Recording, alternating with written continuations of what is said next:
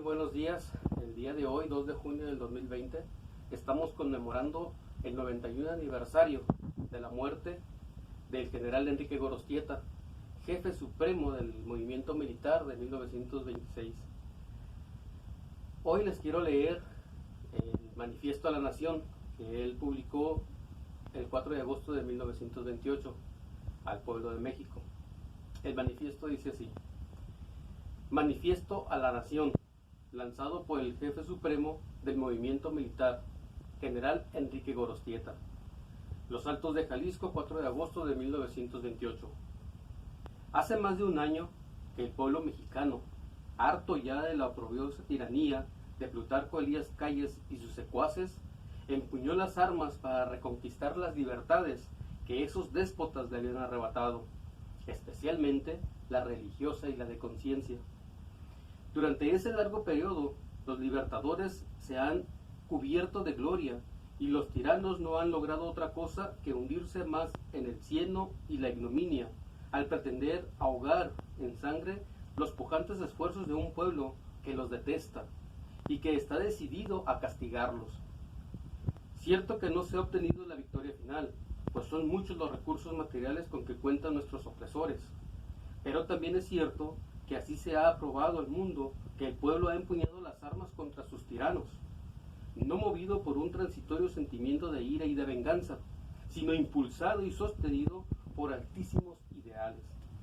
Los libertadores han derramado generosamente y sin medida su noble sangre, la juventud, la edad viril, la ancianidad y hasta la niñez y la mujer han escrito brillantísimas páginas que inundarán de gloria las generaciones que nos sucederán. Y en el triunfo será nuestro en esta lucha sangrienta contra la bárbara disolución bolchevista. Será el cauterio para las Américas y tal vez el principio de la curación universal. Tanto dolor, tanto valor, tantos heroísmos serán las bases inconmovibles en que se siente la futura grandeza de la patria, y ante el magnífico espectáculo que México está ofreciendo al mundo. Este ha prorrumpido en exclamaciones de asombro y ha dado muestras ardientes de admiración, a pesar del silencio con que los tiranos y sus amigos del extranjero han pretendido envolver tantas hazañas gloriosas, tanta abnegación, tanta fe, tanta perseverancia y tanto heroísmo. Pasó a la historia el generoso gesto de Serrano y de Gómez, quienes acompañados de un selecto grupo de revolucionarios se enfrentaron a los déspotas en defensa de un ideal que ayer fue bandera, y a pesar de disponer de grandes recursos materiales, sucumbieron los traidores golpes del puñal que en la sombra dirige el tirano. Su antiguo amigo, los libertadores, antes que ellos y después de ellos, han permanecido firmes, inquebrantables, a pesar de su pobreza, a pesar de que se les ha negado todo recurso exterior, a pesar de que muchos que deberían estar con ellos les han negado cobardemente su ayuda y su cooperación.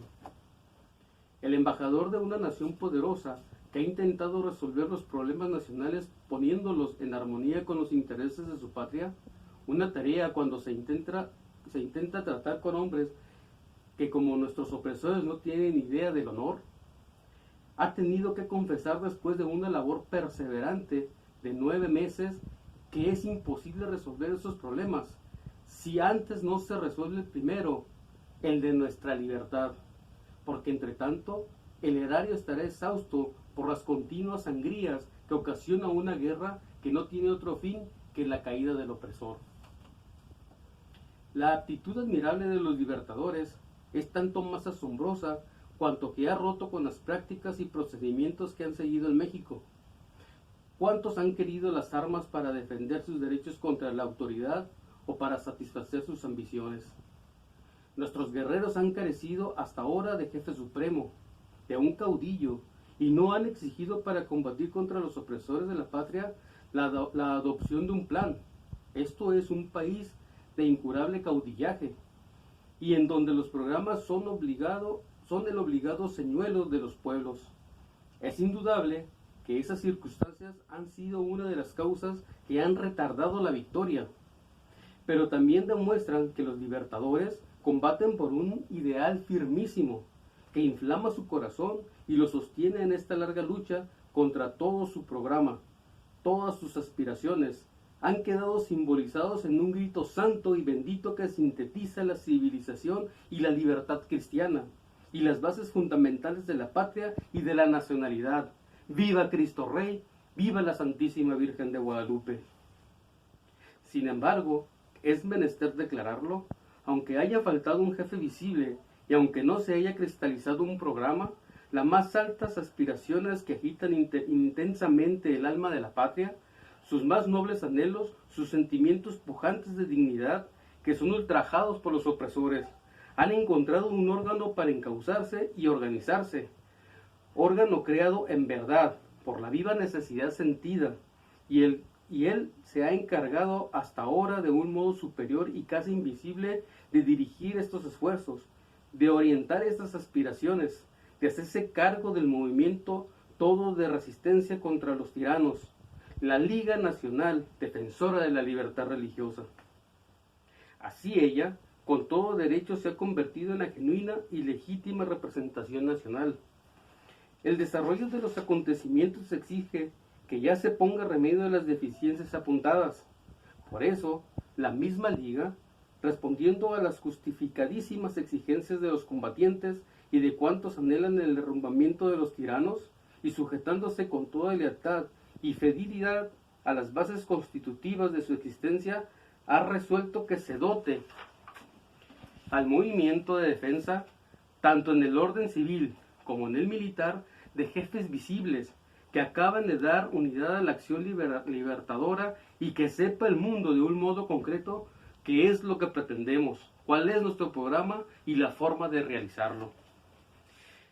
Por esta causa ha determinado no nombrarme jefe militar del movimiento liberador, y en nombre de la nación me ha revestido de las facultades necesarias en hacienda y guerra para cumplir con la ardua misión que me ha encomendado.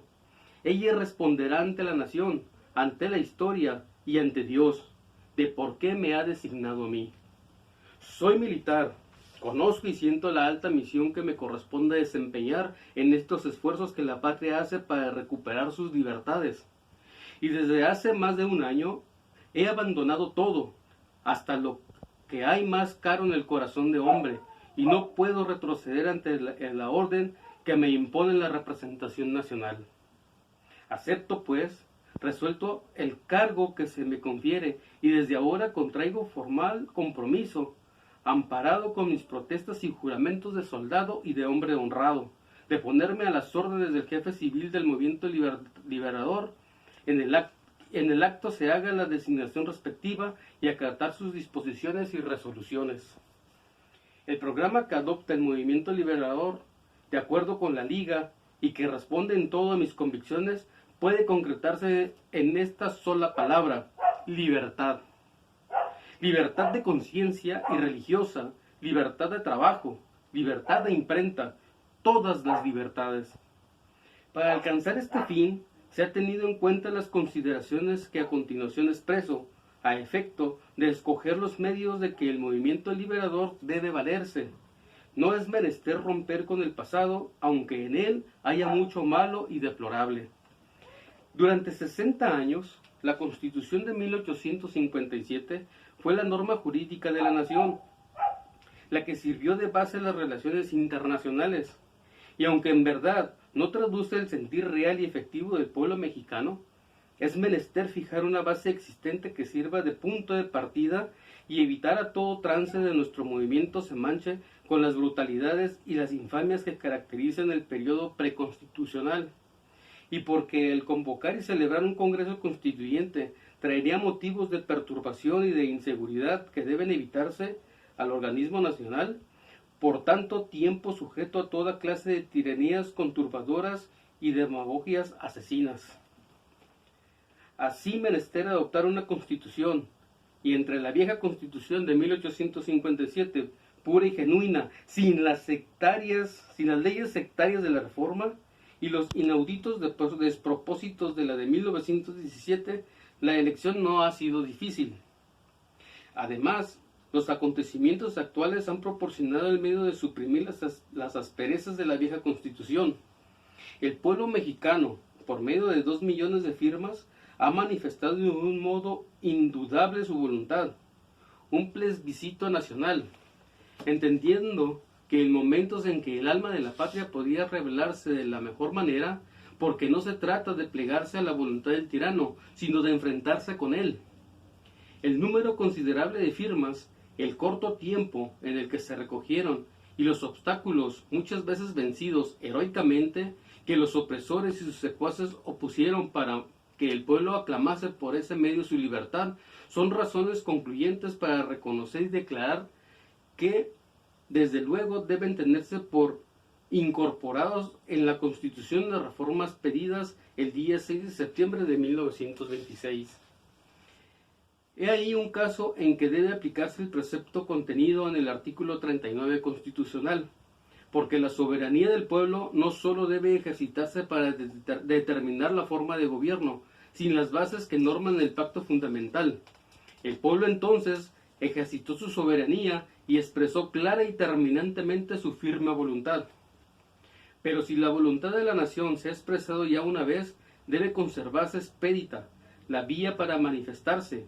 Si las leyes se dan por la sociedad y para la sociedad puede manifestar su voluntad, no sólo por medio de sus representantes, que muchas veces son infieles o malos intérpretes, sino directamente por medio del referéndum y el plebiscito. Por eso, desde ahora se reconocerá que la Constitución podría ser reformada no sólo por el procedimiento único que ella señala en el penúltimo de sus artículos, sino por votación directa, por medio del plebiscito y del referéndum. Si es cierto que no podemos romper con el pasado, también es cierto que debemos tener clara la conciencia de las necesidades actuales y de la evolución que los pueblos van teniendo en el sentido de elevar a las clases populares. Esa tendencia, esas aspiraciones deben ser reconsideradas y son aceptadas por los libertadores sin temor.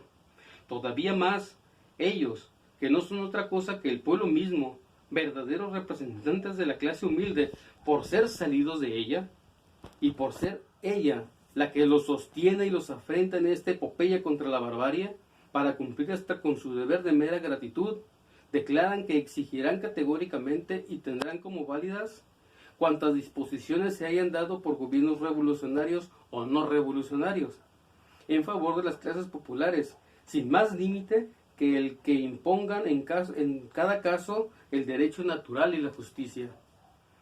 Refiriéndonos al llamado problema agrario, declaramos que habiendo la revolución creado ciertos intereses más o menos ilegítimos, cuyo desconocimiento lastimaría al público en grado sumo, nuestra autoridad tomará medidas conducentes a lograr un convenio equitativo entre expropiados y despojadores, y sentará las bases para que aquellos reciban la justa indemnización y estos títulos de origen sin tilde o lacra.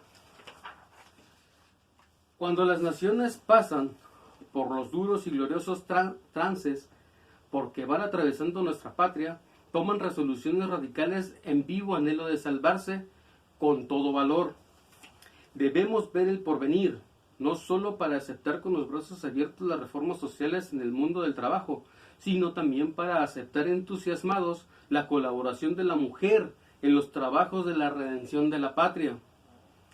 Ella ha sido, y hay que declararlo con legítimo orgullo, la que en gran parte ha despertado la conciencia nacional, la que ha llevado a los hombres en estos días de prueba a la cúspide del heroísmo, la que con una perspectiva y un valor sin igual ejecuta a diario en verdad admirable actos heroicos que permanecen ocultos, pero que algún día serán inmortalizados por las artes de sus más elevadas manifestaciones.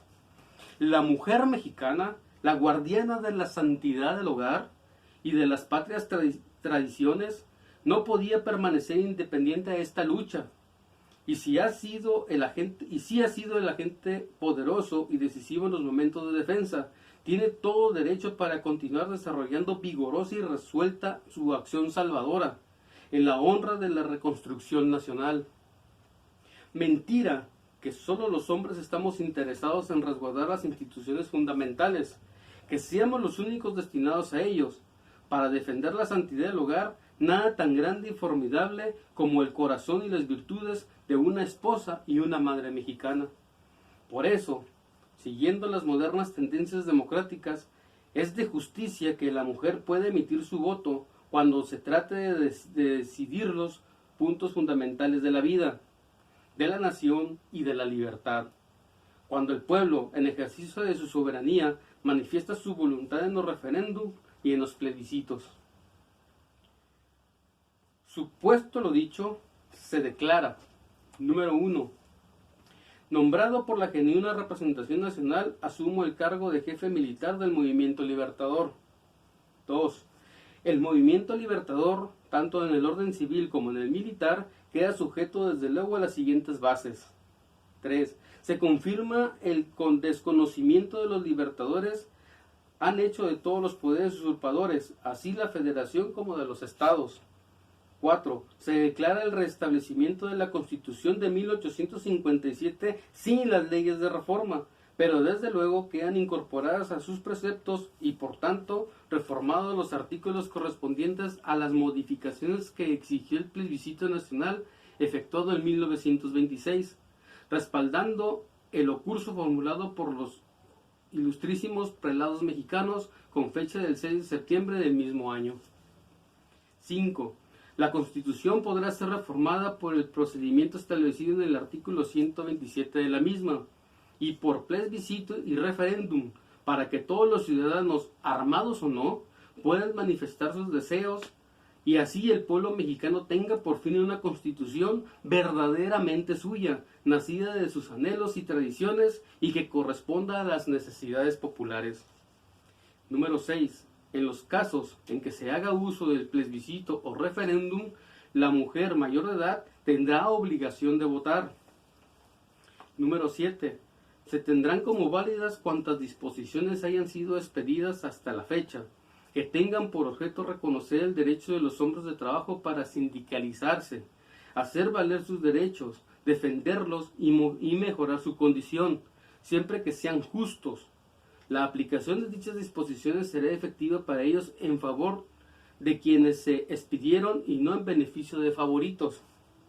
8. En materia de dotaciones ejidales, el gobierno libertador establecerá comisiones que arreglen convenios entre los ejidatarios y los propietarios y adoptará procedimientos adecuados para que la indemnización que se vaya a pagar a estos sea efectiva y justa. Además, se continuará donde sea necesario y útil para el bien común la distribución de propiedades rurales, pero en forma justa y equitativa y previa indemnización. De este modo, se procurará hacer la propiedad asequible al mayor número. 9.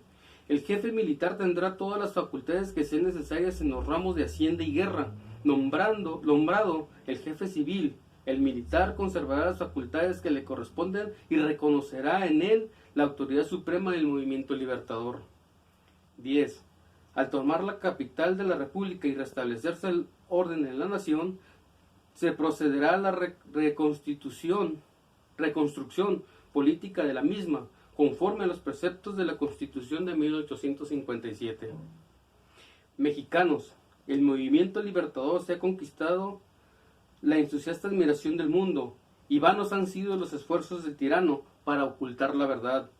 Mexicanos, el ejército libertador, desnudo y hambriento, sin armas casi y sin organización, obtiene victoria tras victoria sobre el ejército del déspota, plectora de pertrechos y henchido de elementos.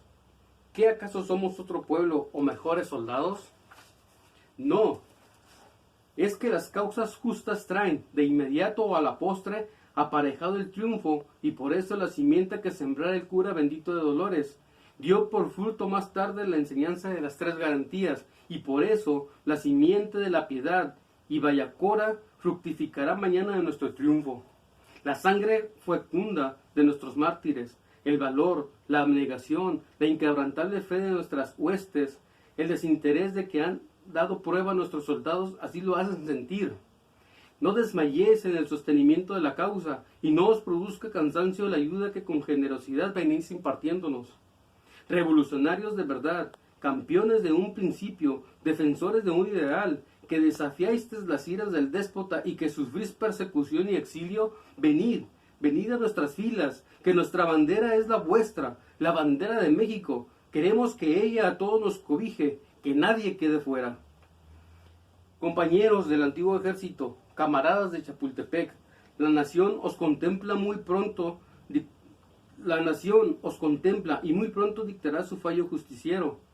Aún es tiempo de hacer olvidar una claudicación que entregó a la sociedad inerme en manos de criminales. La tropa está lista y formada, soldados mejores que ayer van a entrar en combate. De hecho, ya están combatiendo. Con tales soldados la victoria es muy fácil si contamos con quien los dirija. La nación los premie, si van solos triunfarán. ¡Vive Dios! Pero arroyos de sangre costará la victoria. La historia os lo demande. Y vosotros, compañeros de lucha, compañeros de derrotas, compañeros de sufrimientos, vencedores de Troneras y San Julián, de Jalpa, Manzanillo y Asís, con mi nuevo carácter nada nuevo tengo que deciros. Seguiré con vosotros como antes sufriré con vosotros el hambre y la sed, como siempre pelearé a vuestro lado, como siempre exigiré lealtad y obediencia, valor y admiración. Como antes ofrezco llegar hasta el fin, y como antes, por único premio, la satisfacción del deber cumplido. Ánimo, la victoria está cercana, y ahora más que antes, esto sí, os exhorto a que a todos los vientos y a toda hora se os oiga nuestro grito de guerra. ¡Viva Cristo Rey! ¡Viva la Virgen de Guadalupe! ¡Muera el mal gobierno! Dios, patria y libertad. Los Altos de Jalisco, 4 de agosto de 1928. Firma General Enrique Gorostieta. Esto es el Manifiesto a la Nación. Gracias.